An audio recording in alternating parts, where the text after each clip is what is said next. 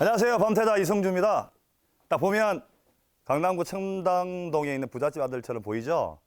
근데 저는 경남 함안군 어느 시골 마을의 가난한 농부의 아들로 태어났습니다. 예, 저의 시골이에요. 보시면 아시다시피 저는 학교를 갈 때 걸어서 30분을 걸어갔습니다. 근데 걸어가면서 그 어린아이를 상상해 보세요. 걸어가면서 나는 왜 이런 부모님 밑에 태어났을까? 나는 왜 다른 아이들이랑 다를까? 그런 상상을 했습니다. 제가 이 세바시라는 곳이 아니었다면은 아마 제 어떤 이 지하 안반수의 얘기를 끄집어낼 수 없었을 건데, 이렇게 이 세바시를 통해서 저의 어떤 이런 부분을 얘기하니까 한편으로는 참 많이 긴장도 되지만 지금부터 이제 아버지에 대한 얘기를 좀 하고자 합니다. 제 아버지는 내변변 장애 2급이시고요. 지체장애 1급을 가지신 분이십니다. 지금 화면에 보이시지만 제 아버지는 오직 일밖에 모르십니다. 일이 전부고요. 우리 여동생 둘하고 저는 그냥 일꾼이라고 생각을 했었습니다. 그리고 아버님도 술을 좋아하십니다. 제가 그 일에 대한 얘기를 하면은 7살 나이에 나무를 비로 다녔었고 8살 나이에 개운기를 제가 몰고 이 논을 이렇게 갈았어요. 상상을 한번 해보십시오. 그래서 주변 어르신들은 와 장골이다라고 칭찬을 했지만 저는 정말 싫었었어요. 그리고 아버님도 술을 좋아하셨는데 술을 드신 날은 우리 집안의 비상사태입니다. 시골은 아시다시피 5일장이 있기 때문에 그 5일 당일이 되면은 할머니, 어머니, 저 여동생 둘은 항상 긴장 상태입니다. 저 멀리서 경기 소리가 땅땅땅땅땅땅땅땅땅 들리면요, 그때부터 동생들하고 저희는 자는 척 해야 되고, 할머니가 앞에서 전면전에 나서고 밖에서는 아버지께서 도착했죠. 꽝꽝꽝꽝꽝꽝 하시면서 할머니에 대한 원망을 합니다. 왜 나를 이렇게 낳았냐? 왜 나를 이렇게 낳아가지고 밖에 나가면 나를 이렇게 하게 하냐? 그리고 나의 이름을 부르면서 욕을 하면서 부릅니다. 저는 그럴 때마다 원망과 정오심이 이제 점점 커져만 갔었죠. 어떻게 보면 저의 정신적 지주인 할머니께서 있었기 때문에 큰 힘이 되었었는데 18살에 그분이 돌아가셨습니다. 그래서 저는 생각하지 말아야 할 생각을 했죠. 나의 정신적 지주인 할머니가 돌아가셨기 때문에 저도 따라서 가야 된다는 생각을 했고, 일기를 제가 1년에 한 5번을 썼는데 하늘에서 큰 별이 떨어졌다. 이제 저는 누구를 의지하고 믿을 수 있는 사람은 없다, 나에게는. 그러면서 저는 그때부터 어린 나이에 방탕한 생활을 하기 시작했습니다. 막 사고도 치고요. 왜냐하면 할머니가 보고 싶었기 때문에. 그런데 어느 순간 제가 일기장을 봤는데 답글이 있더라고요. 그 답글을 읽는 순간 저는 울컥했습니다. 여동생이 오빠, 우리는, 그리고 할머니의 약속은,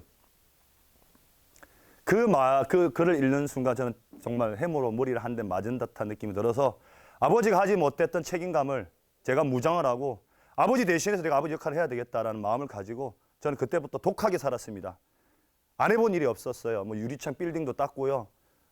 영업도 하고 보험도 해봤고, 그 다음에 아침 일찍 출근을 해서 저녁 늦게까지 잔업에 특근에 공장 생활도 했었고, 밤에 웨이터, 나이트 클럽 웨이터도 하면서 손님들로 다투기도 해보면서 그 꿈을 버릴 수가 없었습니다. 그리고 저는 잠이 부족했습니다. 가정을 책임져야 할 어린 나이에 책임감이 컸기 때문에 그렇게 살았습니다. 살아야만 했고요. 그리고 대학을 졸업을 했습니다. 저는 지금 부동산 강의를 합니다. 나름의 저의 지식을 제공하고 열심히 살았기 때문에 그렇게 하고 있는데, 뭐 네이버 쳐도 나오는 사람이 됐어요. 밤태자 이성주라고. 근데 제가 말씀드리고 싶은 건, 그렇게 했는데 항상 보면 아버지께 또 전화가 옵니다. 어느 순간 또 전화가 와서 돈 좀 붙여라. 또 다른 모르는 전화가 오면 사건 사고에 의해서, 제가 해결사도 아니고 그럴 때마다 아버지에 대한 원망과 정오는 점점 커져만 갑니다. 정말로 생각하지 말아야 생각도 하면서. 근데 10년 전쯤에 여동생이 사랑하는 남자가 생겼었어요. 그래서 동생이 고민을 했었습니다. 그래서 저 여동생이 막 힘들어할 때 그때 제가 아버지께 서울로 오십시오. 아버지 상견례도 해야 되니까 서울로 모십시오 했더만 아버지께서 검정 고무신이 신발 전용입니다.